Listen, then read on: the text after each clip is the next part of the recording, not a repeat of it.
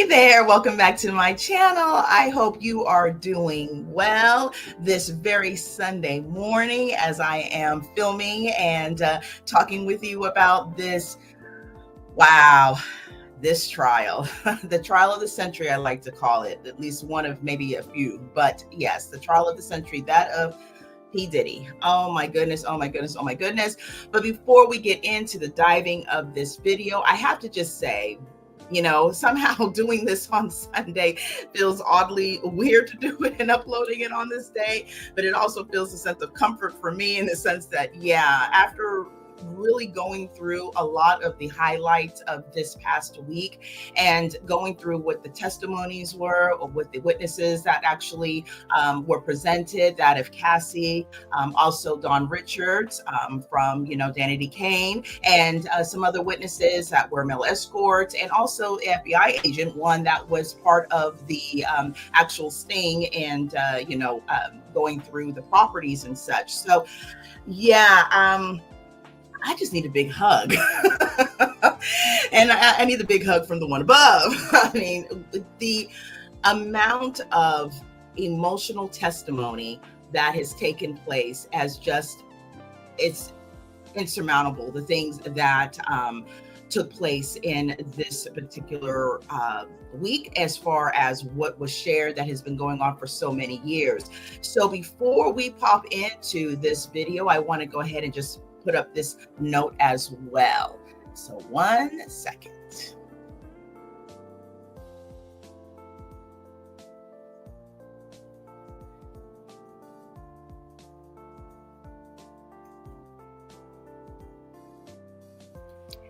Definitely wanted to make sure I had that up there. And I will be doing that for the next few videos as well. Now, because there is so much to go over with the highlights of this particular trial, and I did share a couple of days ago that I wanted to kind of do a bit of maybe a high level review of what took place this first week in Diddy's trial. So I decided to go ahead and, go through the paces of that. But there's a lot of information, and I definitely wanted to kind of break it up in bite-sized videos for you, so it's a little bit easier to digest, if that's at all possible. At least hearing the information and taking it in will be that way. So I'll actually be breaking this up into 4 parts, and they'll all be dropped today. So I'm looking to hopefully drop a video every 4 to 5 hours or so, give you enough time to watch the first one, digest a little bit of that, and then get ready in for the second and third and fourth. In this first video, I'm going to be basically doing an overview of what took place and some information in regards to the different elements that were shared during the testimonies from Cassie and Danny D. Kane's Don Richards, and also might be some information there in regards to the male escorts as well, but we'll probably be dipping and dabbing into some of that information.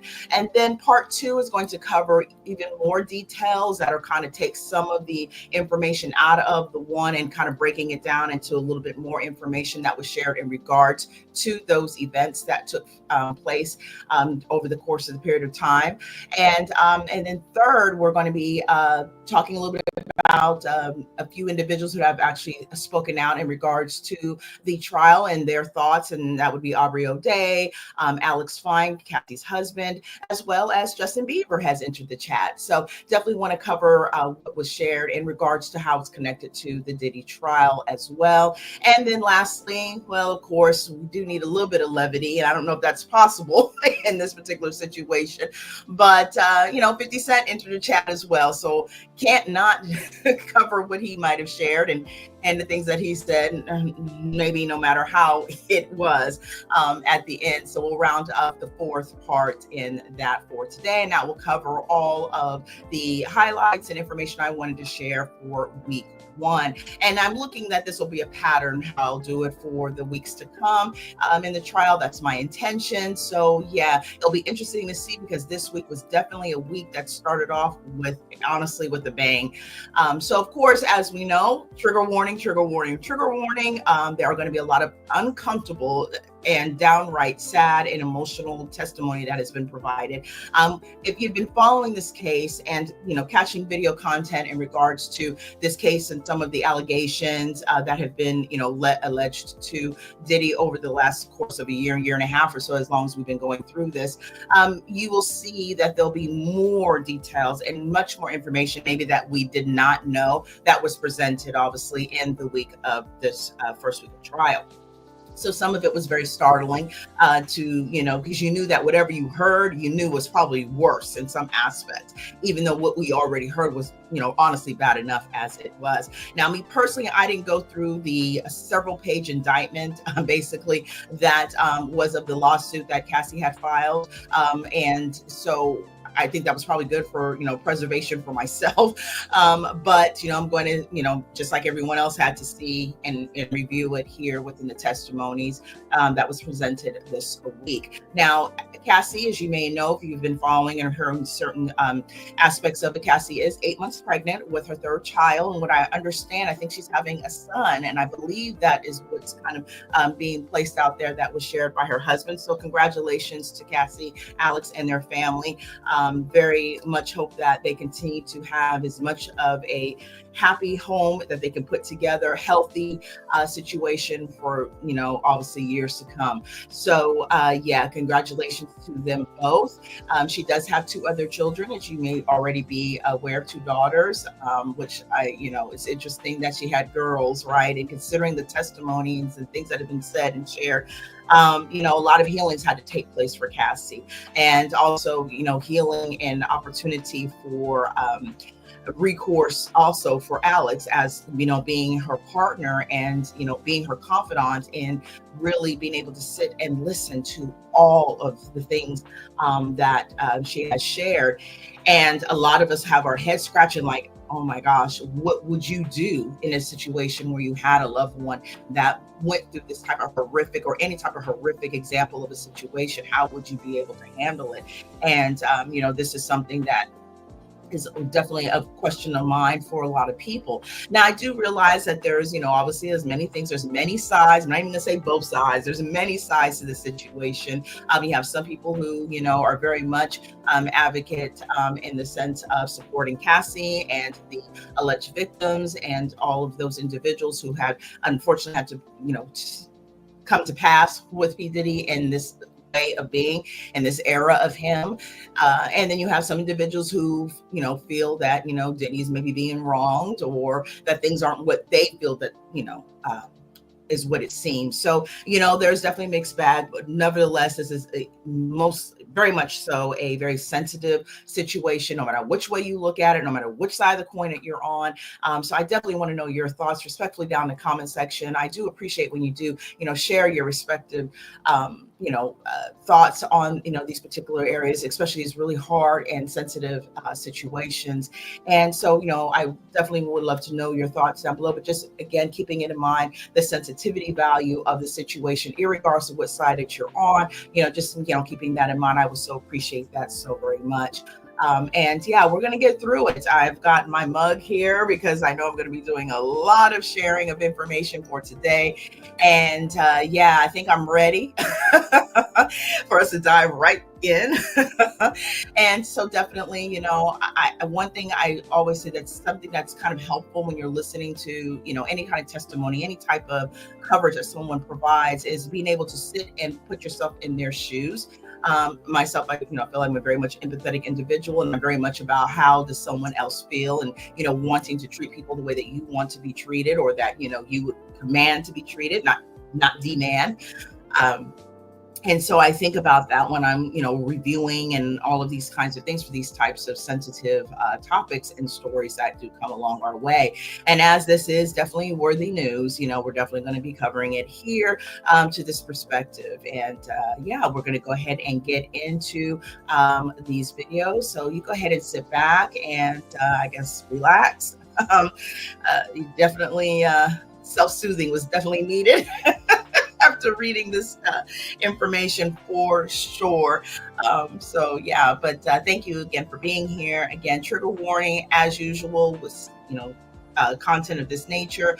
I'm going to let you know I'm going to probably be changing some words around, may have to spell out some things, want to keep it YouTube friendly. But I definitely also will keep the information as to where I got the sharings from in the description area. So if you want to, feel free to go back out there and review it yourself. You're more than welcome to, of course. So let's go ahead and get on into it, shall we? I feel like I'm diving into like the cesspool. And I also wanted to say, you know what? Welcome to the horror show, because this right here was nothing less, in my opinion, a horror show. So let's go ahead and get into it. All right. So our first sharing of compilation of information that took place for the first week is coming from maybe a couple of sources, but we're going to start off with USA Today.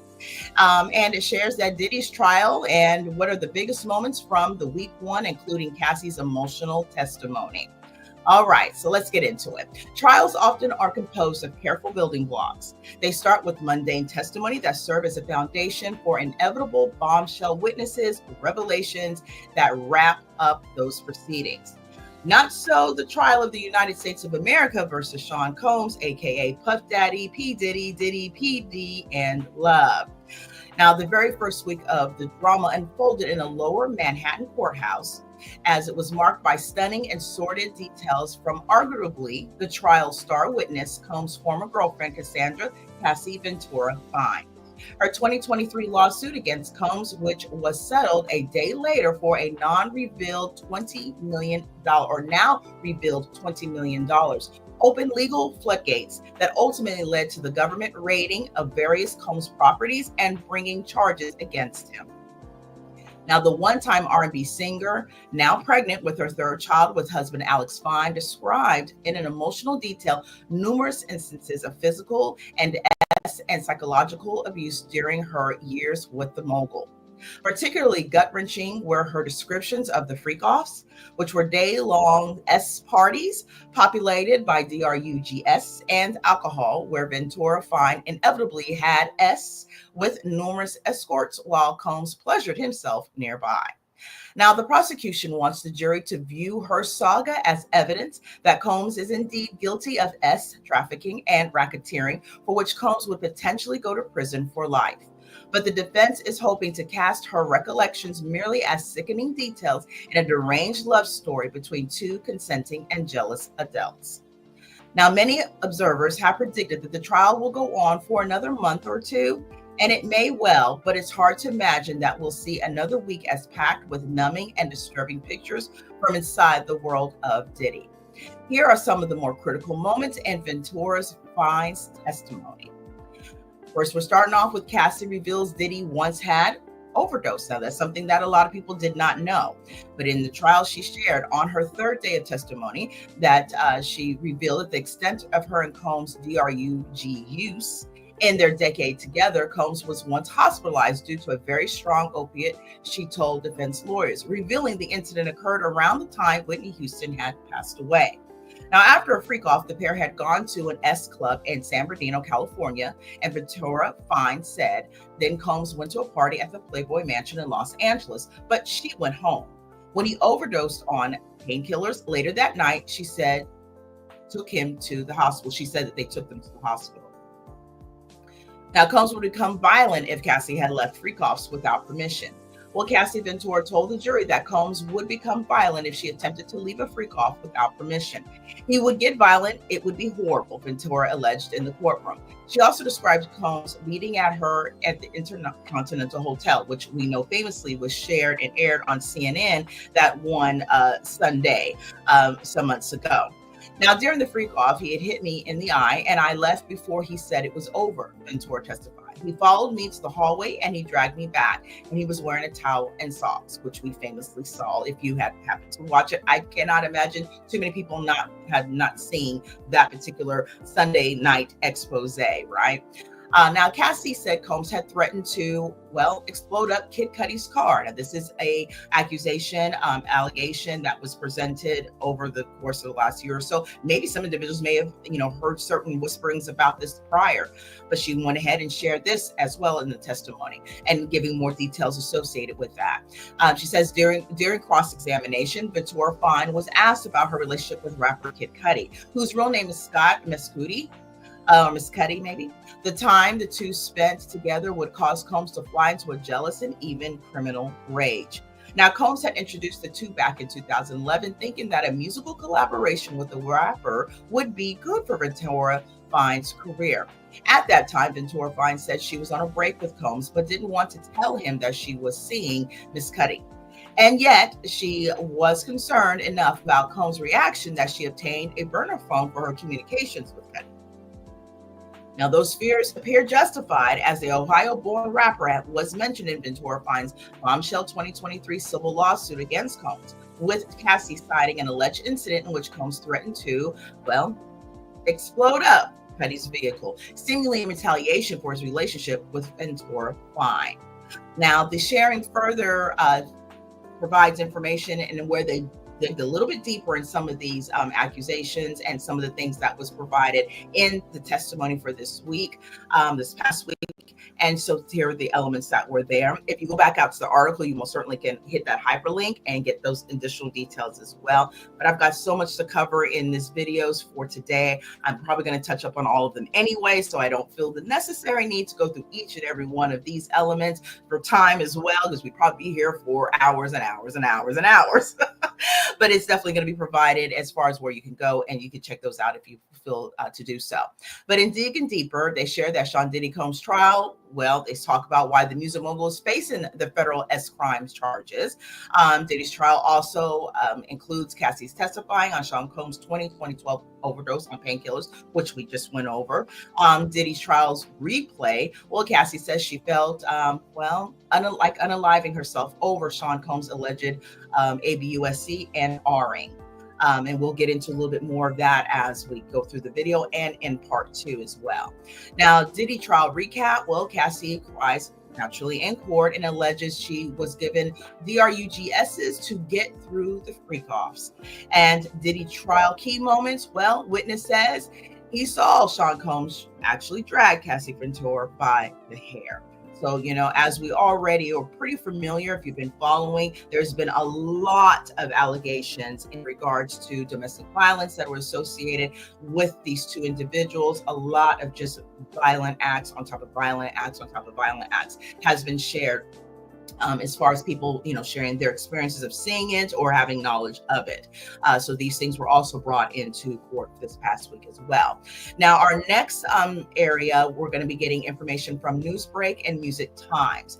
Now, this is where Cassie apparently identified that there was 13 participants in Diddy's graphic freak-off party photos, including herself, in which she also states, "I felt pretty horrible about myself." So it's important to share also that there was obviously visual elements provided in the trial to include pictures. I believe they're all still pictures. I don't think they did any video coverage. I think there was some conversation in regards to a fear of that maybe being passed around easily, as digital, content can hit the airways pretty quickly and be, done in a second, but so can still videos, or still photos as well. But in this case, from what I understand, they've stuck to the still photos at this moment. Don't know if that's going to change over the course of the trial, but I guess we will see as those times come. So let's go ahead and get into that portion. It says that the jury in Sean Diddy Combs' civil trial was presented with a series of explicit images. Oh, and they do share and videos on Wednesday. So, okay, there was some videos then, with 13 individuals allegedly participating in what have been described as freak-off parties, according to testimony from singer and ex-girlfriend Cassie Ventura. So there you go. I stand corrected. Apparently, there was some video coverage there as well. The images, reportedly part of a graphic gallery submitted into evidence, were reviewed in court as part of the ongoing civil suit against the hip-hop mogul. Now, Cassie, who has publicly accused Combs of years of abuse and coercion, identified herself in at least one of those images. "There is baby oil on me," she told the court. "I'm standing there during a freak-off with a candle and lubricant on the table." Now, the term freak-off has repeatedly been used during the trial to describe alleged parties hosted by Combs, which, according to Cassie, involved DRUGSs, male escorts, and emotional manipulation. Cassie testified that while she initially participated to please Combs, she eventually felt she had no choice but to comply. She says, "I felt pretty horrible about myself. I felt disgusted and humiliated. Also identified in the gallery was Jonathan Odie, who in 2018 interview alleged that he had served as Combs' slave, and the inclusion of his image was not disputed during the hearing. Interesting. Now, in addition to the visual evidence, text messages exchanged between Cassie and Combs were read out loud. And in a 2009 message, Cassie had wrote, "I'm always ready to freak off if it can be whenever." Other messages revealed moments of apparent affection, with Cassie calling Combs sweet. Now, there is a lot of conversation, as you could imagine, in regards to when you get to the place of individuals trying to ascertain for themselves who really they feel are victims or who are not victims. And the interesting thing in the perspective of relationships, as we all have probably been in at least one relationship or two. And we all also very familiar, I believe, because it's so rampant, unfortunately, in society, of knowing individuals who have been in relationships that have been extremely unhealthy or toxic, or just situations by minimum where they do not get along and they choose to continue to keep being with each other as they continue to keep hurting each other. Now, in this relationship makeup, there are some things to be considered. One, Cassie was extremely younger than Diddy when they got together. I think there's about a 17 and a half year age difference. And Cassie got with him in her early 20s, 21, maybe 19 to 21. There's conversation disputable between that. Nevertheless, very young. You know, they say that the frontal lobe is not even developed until the age of 25. So that's interesting when, you know, you may hear individuals who feel to not have any kind of thought about that, you know, that there could have been any kind of coercion in any kind of way, even if it's not one that seemed violent at the time. You know, there is a such thing as called grooming. And although there is a lot of to be said about, you know, certain extent of things, you know, there's also, you know, information out there about Stockholm syndrome and what that means to be in a relationship that is very much not of an equal balance, not balanced at all, not equal at all, and where you have one that is very domineering in any type of way. And in this case, it seems like over the course of the 11 years, obviously the breadwinner of the situation would be Diddy, not to mention the you know, the mogul that he is. I mean, how many people running around with a boyfriend called a mogul? Not many, right? Or a husband, or that case. That are in these type of situations that we don't hear of, right? There's a lot that we don't hear of. There's a lot that doesn't get reported. A lot of times because people feel that they will not be believed. And so, you know, when you think about, yes, of course, in the beginning, I never think that the monster, if you will, all things alleged, of course, the monster doesn't come out in the very beginning, right? The monster is never a monster in the beginning. Usually they are sweeping you off your feet. They're putting you into that whirlwind, into a situation that makes you feel safe and makes you feel like, you know, this person loves you and desires you in a real emotional and positive way. This is what you think is happening at the time. And then as you slowly see things go and evolve over time, you see that that was never really the case in the first place. And this is just speaking on the aspect whether if you could take out these two in particular as who they are individually and just put, you know, a place an individual coming and dealing with this type of situation, you can see how that could probably occur and does happen, unfortunately, in a lot of cases. A lot of people will have questions about why did, you know, Cassie maybe hung in there and stayed in there all these years. Well, considering that as you go through a lot of the testimony and you hear a lot of the things that have been shared, I mean, he really did have full control of her life at all times. And, you know, sometimes you never know what you're going to do until you're in a particular situation. And sometimes, as you can hear, even in situations where, you know, I watch a lot of Dateline myself, 48 hours. I've mentioned this before. You know, when you think about situations where people are in kidnapping scenarios, and I'm not saying that this is divulging to this example, I'm using this as a separate example. And if you're in a kidnapping situation, you know, sometimes one of the things that people need to do and what they endure is that they try to survive. The goal is to survive. The goal is to be able to come out of the situation with your life intact, at least physically, you know, emotionally and mentally. Those things will have to be worked on, obviously, but keep yourself intact so you can tell your story. So there can be an end to that situation for that individual in hopes that, you know, this would never happen to anyone else again, or that there could be some accountability that is presented to an individual. Because say whatever you want to say, no one has a right to mistreat another individual. And for me personally, I find it really difficult how someone can look at another individual and not see them, right? Who do not see their humanity and, you know, or that this is somebody's child. and what if you have children, and would this be something that you would want your children to be in dealing with? So there's so many conversations to be had, so many questions. And I think that even beyond the fact that these are celebrities and celebrity-esque, individuals, just looking at the content of what we are hearing and what we are seeing, there is definitely room for lots of conversations and real world opportunities, and what we as people, especially as adults, are sharing with our children, sharing with our young ones, sharing with the younger generations of how and what you want to look for things, so you do not find yourself in situations such as these. Now, this does not equate to an actual full-grown individual with all the capabilities and faculties in check, and the fact that, and if they're in a position where this is what they want to do, right? There are situations where people are consenting adults, fully consenting adults, and in which it's consenting all the way through. No matter how kinky it is, there's never a situation where they're going to be like, you know what, I didn't want to do that. These would be individuals that would be like, yeah, I'm down for all of that. And there's people are out there that are that way, and that is okay too. And that's the people you need to be having those type of situations with, not individuals who feel coerced into doing those things, who feel tricked into doing these things. And I think as we go through the different parts today, we're going to come into some conversation about how Cassie felt towards the end, or maybe even the middle, or sometime in the relationship, about really what she meant to Diddy, which is very heartbreaking in itself as well. So let's go ahead and continue with this part here. So we talk about the violent relationship. Says, despite those exchanges, Cassie described a toxic and often violent relationship. She testified that Combs physically had assaulted her after learning she was planning to attend a Drake's OVO Fest in Toronto. Now, Sean came to my home and tried to, attack me, and I was thrown into the bed frame, she said. Oh my goodness.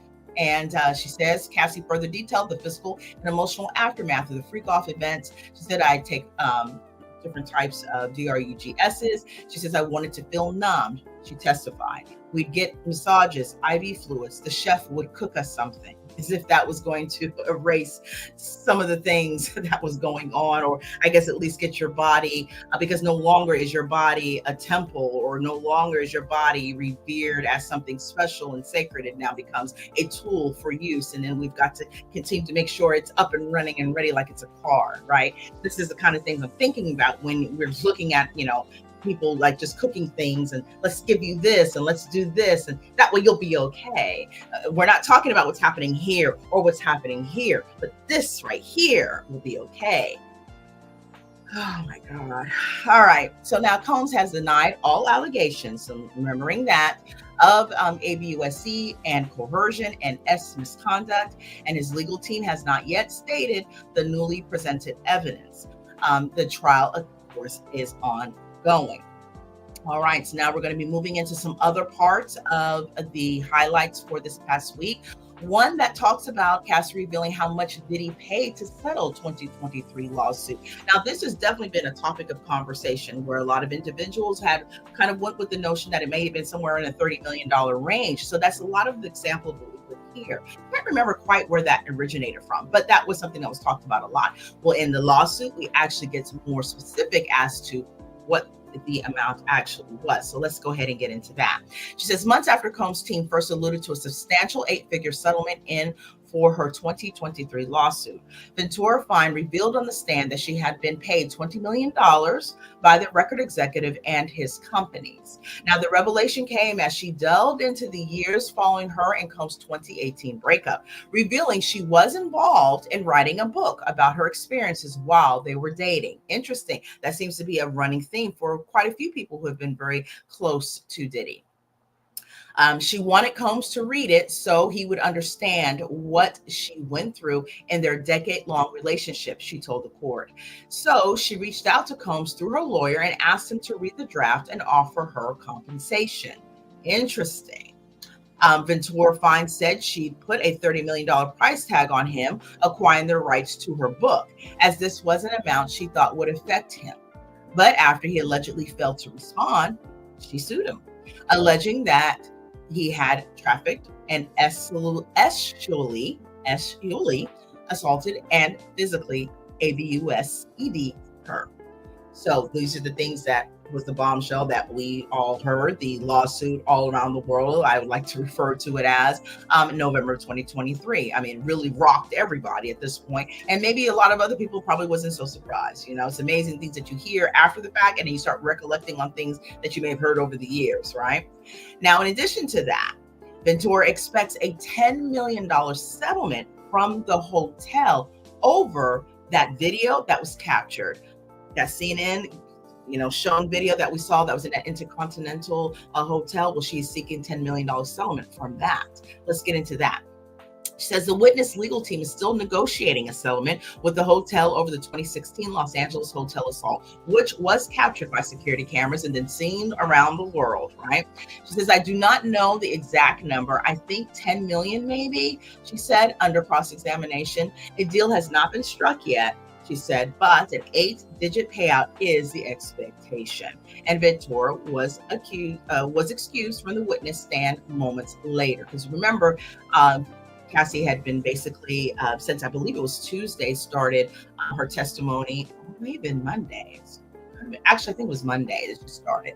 And, she's been testifying the entire week and then also cross-examined as well. And of course, because she is very, very pregnant, and I believe is looking to be due around the first week of June, they wanted to make sure that she was able to fully give her testimony, fully have the cross-examinations taken care, so that way she could be excused from the trial with all of the information that she wanted to testify intact and presented already. And of course, naturally at the end, the judge says, have a great weekend, and sends her off on her way with, I think, a few more words that we'll probably dive into a little bit later as well. So let's keep going.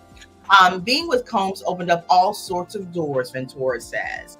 Well, the defense had Ventura admit that there were all kinds of career benefits to being Combs' girlfriend. Well, of course there would be. He's a mogul, right? And these are also things that can be given as a pacifying way to get through those things, those difficult times, as I think I may have even heard him share on a few, award stages. Ventura said she attended the Met Gala with Combs and got a lot of studio time through the rapper and met many influential entertainers such as Kid Cudi, Nicki Minaj, Lil Wayne, and Rick Ross. So that's a huge star-studded roster of individuals, not to mention many of the others that she may have been in contact with as well. Further, shares Combs' attorney started a recross examination of Cassie Ventura. So during its recross examination of Cassie Ventura, the defense is trying to show that being with Combs gave Ventura entry into a world of celebrities and musicians that she otherwise would not have been able to obtain. Absolutely. So of course we know that as she goes up, she firstly gets questioned by the prosecution. And so this is where a lot of the highlighted information that I just shared previously comes from that testimony. And then as you can see, naturally, we're gradually going into the cross and recross examination of individuals, also including the defense on some of those things that were shared on the testimony. So let's go ahead and continue. The sharing further says that his attorney, Anna Estavillo, noted that Ventura went to the Met Gala and had unprecedented access to producers because of her relationship with Combs. She says, you said it was a world of chaos, freak-offs, DRUGSs, and partying. By being with him, you could meet other people in the entertainment industry and go to fascinating places, Estavillo said.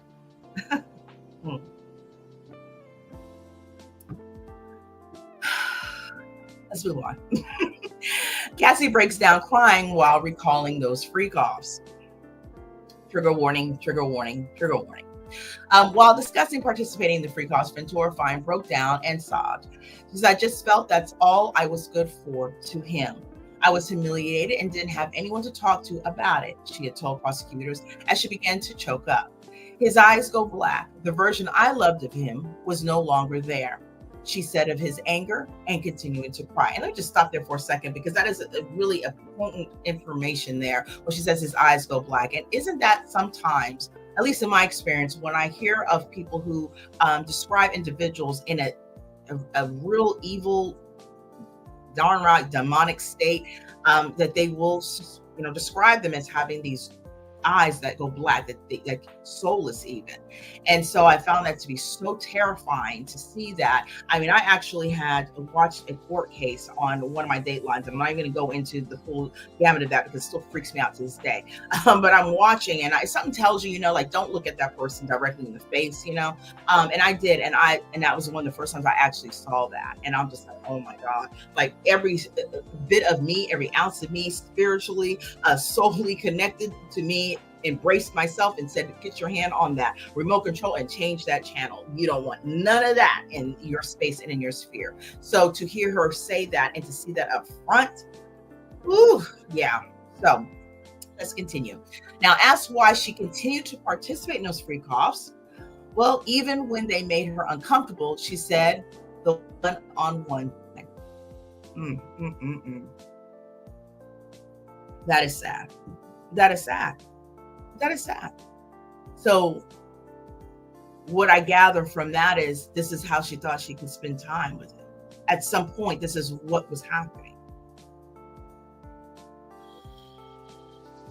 When you really care about somebody and love them, you don't want to disappoint them, she said through tears. When she gently tried to broach the subject of no longer doing free coughs, Ventura Fine said Combs was dismissive and that it made her feel unheard. Doing this made me feel horrible. It made me feel worthless, she said of sometimes days-long performances. Ventura Fine's testimony ended in sobs as the singer recounted the agency and autonomy she would have had in her life if she had never participated in a free cough. Yeah, no kidding. It's not often that individuals get an opportunity to meet somebody that they admire, let alone who is rich as sin. And I do use sin purposely because, sometimes as we are learning and having things more open to us now in the world of the digital unveiling of things that some people may not even think of, or it's not presented in a certain way, but we are seeing that, yes, of course, as we all should know, that people with money and clout, if you will, or any of the type of influence does not make them a good person. Money does not equate to a good person. It just equates to the fact that this person was able to get money. And then a lot of times we find that not all good money or money is good money, and not all money is given without ill-gotten gain. We see more of that, the whole shattered, and it is shattered, a phenomenon of, oh, you just work hard and you just do this, you do that, you can have this too. In a lot of cases with a lot of things and a lot of areas, that's not true.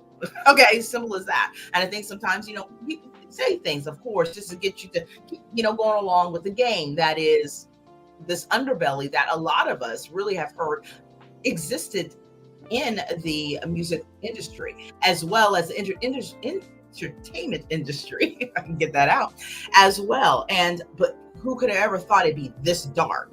For those of us like myself who never really, entered into the world of getting that information, so to speak. You just hear things along the way as you're living your own life, but to see how dark it really is and can be and has been for a lot of people, it boggles the mind. Is there anyone really who survived any element of those things? And I'm pretty sure everybody has a story. Not everybody's had these kind of experiences naturally, but I think everybody has a story, and if not one of their own, of somebody else's, and make sure they had enough people around them that could secure them so that they would be okay in their quest to stardom, because as if all of this was needed for you to be a star.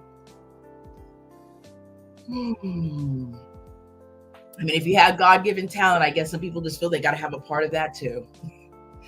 Let's go on. Cassie Ventura's Perfect Match premiere hid alleged Diddy hotel assault. Do you know that I actually have that movie on DVD? Yes, I still keep my DVDs. You're never going to get me to give up a DVD or a CD for that matter. One, he says, we're going to come back around that time again. And if not, I don't care. I have my library and it makes me feel good. So that's what it's going to be. It could never make me hate a DVD. But I do have that movie. And for some strange reason, and this movie came out years ago, I can't bring myself to watch it. Before knowing any of this, there's something about it that I cannot bring myself to watch it. So if you've seen that movie, because I don't think she did many. I believe she did a Honey version, maybe a Honey Part 3, or if it's not Honey, It might have been one of those kind of dance musical movies, but I don't think that it stayed out. Didn't hit big screens, I don't think, and I can't remember which actual element it is. But nevertheless, if you've seen that movie, let me know what you thought, and if you saw anything or felt anything about watching it. I don't know, I just feel like it'd be eerie to me. Anyways, basically, she shares that after the now infamous 2016 hotel hallway assault, Ventura Fine claimed that Combs tried to break into her apartment, saying she heard chaos outside the door, with kicking and banging and Combs' voice yelling. Like, how terrifying that must be, to a point where you become numb and you're just sick of hearing it, right? The same night, Ventura had Fine claimed she had went to Diddy's house to get fitted for the premiere of her movie, The Perfect Match. The jury was shown a photo taken in Combs' bedroom of her wearing her premiere gown and large sunglasses to cover up, well, her eyes, she said, explaining that she had gotten hit in the face. The jury was then shown a red carpet photo where a bruise was visible on Ventura Fine's shoulder, and another of her at the after party, where now in a shorter dress, a bruise on her right shin was visible. Wasn't enough makeup to cover that up, huh?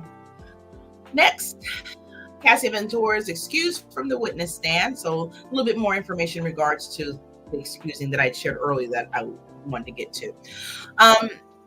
Basically, it just shares that at the end of her testimony, out of the entire time, that R&B singer Cassie Ventura, which really was the star witness for the prosecution in the federal trial against Sean Diddy Combs this past week, has ended her dramatic and often emotional testimony and is now gone from court. U.S. District Court Judge Aron Sabermianian, he said that real fast, you hope he could say it right, wished Ventura well. He says, I have a great weekend. And the judge had told her, of course, that the 8-month pregnant Ventura before the court entered the recess.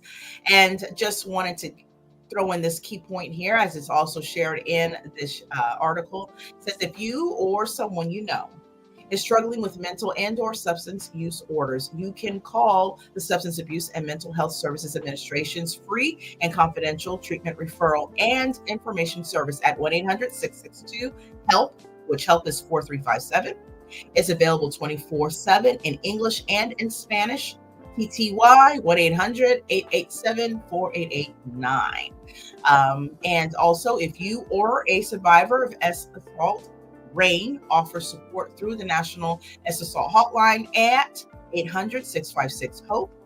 Again, HOPE is 4673. And hotline.rainn.org and in Espanol, rainn.org// that is ES. I will have that information in the description area below as well. So we have some additional key points here that I wanted to cover. Let's see, the source article here for this one is NBC News, and this is going to cover some of the information from the judge. It's also going to cover some of the information from Cassie. There might be a little bit of overlap, but also more details about certain things that has not already been covered. Also, we're going to dive into Dawn's time frame as well on the stand, I believe, in this particular sharing as well. Dawn Richards, being from the group Danity Kane R&B group from the early 2000s. I absolutely adored that group. I have at least one of their CDs, because things, as we all see, unraveled if you watch Making with the Band and how things just kind of fell apart. But I still have that first CD. And matter of fact, I was bopping to it not too long ago, actually. And yeah, there's a couple songs in there I absolutely adored. And, this group really seemed like it could go far at that time. And it's just a shame how those things, as all sometimes good things, just kind of just fall apart. And now we're starting to understand a greater sense and understanding of why those things did fall apart. And I still run through my mind the infamous time with Ariel Day and the firing of her on that show, as well as the other young lady. Oh my gosh, it wasn't Dawn. Oh my gosh, her name is slipping my mind, but I'm seeing her in my eyes sight. But she's like, no, I'm out of here. And hopefully that will come up a little bit later. And I'm gonna hopefully try to remember, because I really liked her too. All right, so NBC News covered some of the highlights, and let's go ahead and get started with that. Apparently, judge had dismissed jurors on Friday, May 16th at around 5 p.m. Eastern, and tells them to watch sports this weekend, because, of course, sitting there for a whole week listening to that particular testimony, you need some kind of an outlet that does not have you really focusing on anything do with this, even for a short period of time, right? Because there's going to be plenty of time where you're going to need to definitely be, re-engaging and focusing. And I cannot imagine the horrors that was shared in the testimony this week that you would ever forget any of that, right? So taking a bit of a breather, a brain break is definitely, I'm sure, in order.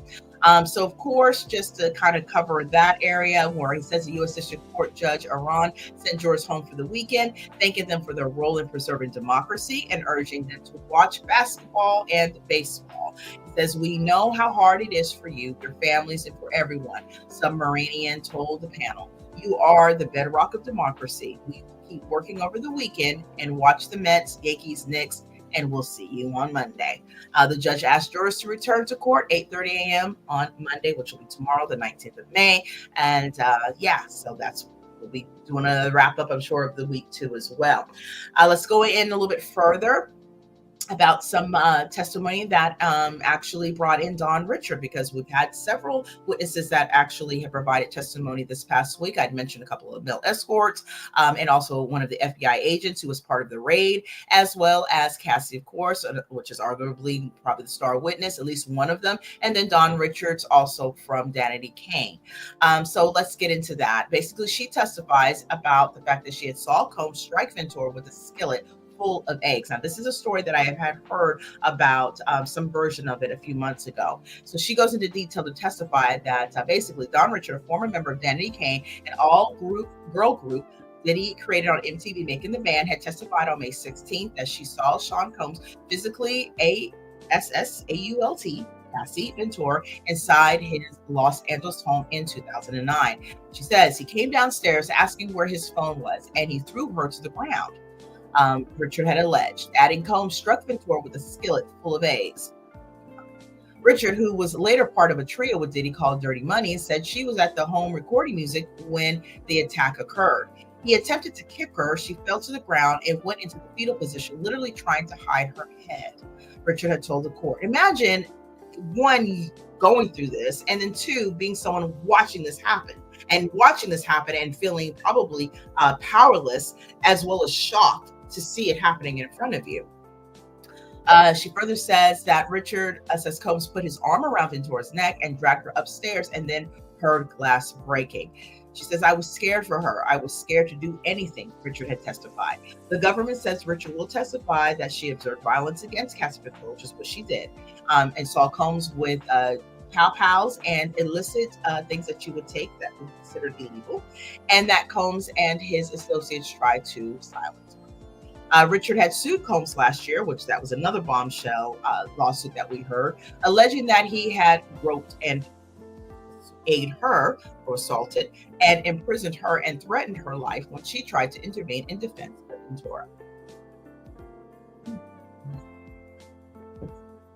And as I'm thinking about coming to, which was either Tuesday or Wednesday nights, every night at the time, to watch Making the Band, whoever thought that this was the kind of environment in which these young people, and they were young, 19, 20s, early 20s, late teens, would be enduring or coming to endure. Cash pills and mood lighting found at Combs' hotel room. Well, it says lubricants, cash pills, and mood lighting were seized by authorities as they had arrested Combs at a New York City hotel nearly 8 months ago, a federal agent had said. Because remember, one of those FBI agents also had testified as well. And if you had saw that video clip, we actually saw it happen in September 2024, if I'm not mistaken, or we saw it again on CNN. And I saw it there anyways, where they actually had a video footage that shows him basically being taken in by what did seem to appear to be federal agents, and then we find out pretty swiftly that yes, he has been taken into custody. It has been there ever since. Okay, so prosecutors had Homeland Security investigations. Special Agent Yassine Binda detailed the items seized from Combs, who had been in room 2115 of the Park Hyatt Hotel on West 57th Street. Now, here's the interesting thing about that. If I'm not mistaken, at that time, we had already heard that Diddy was supposed to actually turn himself in, whatever that meant at the time. Either turn himself in fully understanding he was going to be incarcerated, or at least report in. And so to know that this was what was happening at the time, allegedly, that was a time frame, and allegedly this is, obviously this is what's been testified to what they found. It's astonishing to me. It's as if like in a different world, right? Like, I mean, me personally, I'm thinking like if I know someone that has to go through that situation, everything's going to be tip top clean. You're not going to see any evidence of anything, So just the brazenness of that being what's available, and gosh, I mean, it really makes you think about hotels and where you might want to stay. I mean, it's funny, like when you get a house, sometimes you may ask what the situation is with that house. Now you can start like asking, hey, has there anything been illicitly done in these hotels before I stay in there? Lord have mercy. Anyways, says that items were taken by agents included plastic bags with Johnson & Johnson baby oil, which the infamous baby oil. Never will look at a bottle of baby oil the same again, will we? And Astroglide. That's the first I've heard of that. Astroglide, we already know. And a bottle of the DRG Klonopin, and $9,000 cash, the agent said.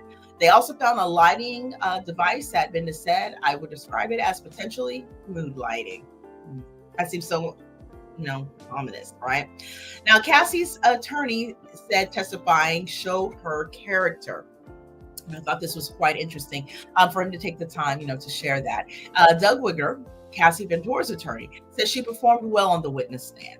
To be able to come into this courtroom and testify for the last week on this very graphic subject is a true testament to her character, Wigger said outside the courthouse after Ventora's testimony concluded. Asked about Ventora's testimony, such as not hating Sean Combs and still having love for him, Wigger responded, it's a complex situation. I think we all know and can appreciate that there are many women, as I am speaking here today, who are ABUSC'd by people who they love. He added Ventura and Combs shared a 10-year relationship. Says, I think she readily admitted that there were some good times in that relationship, Wigger said. But that doesn't, and it does not permit someone to do things that she testified to her and to control her and to subject her to the physical and mental ABUSC that she suffered. And I 100% concur with that. Matter of fact, I said something quite similar earlier in this video, that it doesn't really matter at this point when it comes to relationships. And if you are in a relationship or not, that does not give that individual carte blanche to do and treat you in any kind of way. There is no situation. And I know that there is a lot of patriarchal, nonsense that has, been spewed over years and years and years in regards, beyond centuries, let's name them all, that this is something that, people should endure because you're in a relationship with somebody. That is absolutely ludicrous. And I'm hoping at some point that the society can get into a better place when it comes to relations with individuals, because at this point, looking at all of the things that are prospectively in this particular case, and even some of the stuff to come, this is no way how to treat somebody. I think also from the perspective of, there's always this saying about, fathers, it was their job, because we don't really hear much about Cassie's parents. I mean, I've heard a little bit about maybe her mother in years past. From what I understand, I think her brother was in court. I don't know if her parents were in court. If you're familiar with that, feel free to share that down below. I do know that her husband was there and had to listen to every painstakingly amount of that insidious information, barring the 2018 situation, which we'll discuss later in a further part, I believe part 2. And it's just that saying, one, keep your daughters off the pole. And it is a saying that has so much meaning, but I think it needs to go a lot further. I think it's got to go a lot further. There has to be conversation held and understanding how people have to understand and know their worth. And it always starts from an initial place. And in my thoughts and in my opinion, that initial place starts at home. Everything you learn starts at home. Does that mean that you have to blame everyone in your home at the time for where you are in life? Not necessarily. I mean, that's a mixed bag as well. But that's where the setting of the stage starts. And the more secure an individual feels, the less likely they will probably find themselves in these type of situations. Now, is that a 100% thing? Do people not make mistakes? Do people do not make poor judgments? No, we make them all the time. It's part of life.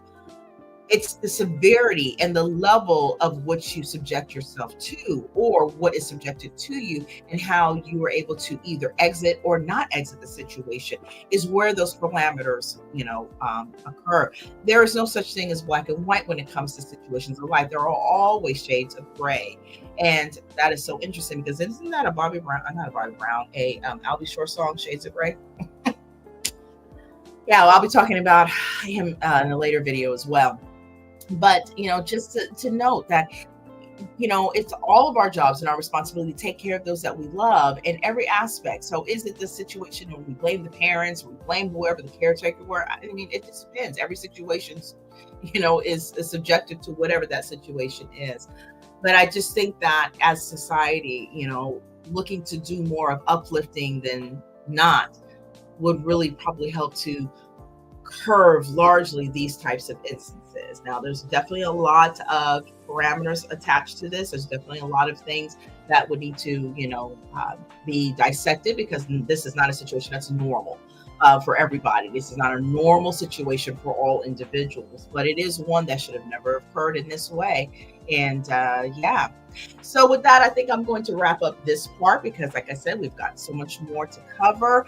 And I definitely want you to be able to take the opportunity to digress a little bit and then come back and take a watch at those and leave your thoughtful thoughts down below as well. Again, keeping in respect of how sensitive the nature of this is, no matter which side that you're on, and just, but being able to come together and be able to share your thoughts and how you feel about this or what you've been hearing, what you've seen. There's additional details that you want to share that was alleged as well. You can feel free to share it down below. Just keep it respectful, of course, and as I so appreciate that you do. So with that, I think I'm going to bid you adieu on this video. But again, make sure that you keep your all notification bells on. I am going to be covering again 3 more parts to this week 1 of the trial, covering different areas again. So part 2 will probably drop in another 4 hours or so. I'm going to try to keep it to that 4 or 5 hours because I want them all dropped today. And yeah, so you'll have an opportunity if you wish to come back and forth, to get that information so you're kind of up to date for the next week, because there'll be new stuff coming out. I can't imagine how many and what individuals will be testifying in weeks to come, but you will be here for it, of course, to see that. And I think that I like this way of doing it. Me personally, I hope that you appreciate this as well. I'm just kind of doing somewhat of a wrap-up situation. I think an every day by day, case by case moment for me is a bit much because it is a very triggering conversation being had. But there are a lot of definitely a lot of channels that are doing some of those things, and I think that's great too. So you have a balance of both. So hopefully you enjoyed this format of just kind of doing a weekly wrap-up of what was key moments and highlights. And yeah, I think that'll again about do it for this video. Now, if you are new here and you have not hit the subscribe button, I hope that you will and become part of the family. I would so love to have you. Definitely would appreciate you being here. And of course, for all of you that are already part of the family, thank you so much for your continued viewing and listening support. I truly do appreciate it. I do know we've got some new family members and have subscribed to the channel. So again, a special welcome to you as well. Thank you so much for being here. And again, thank you to you all for taking the time to take the watch and listen. And so with that, I'm going to leave you here and I will see you in part 2. See you then.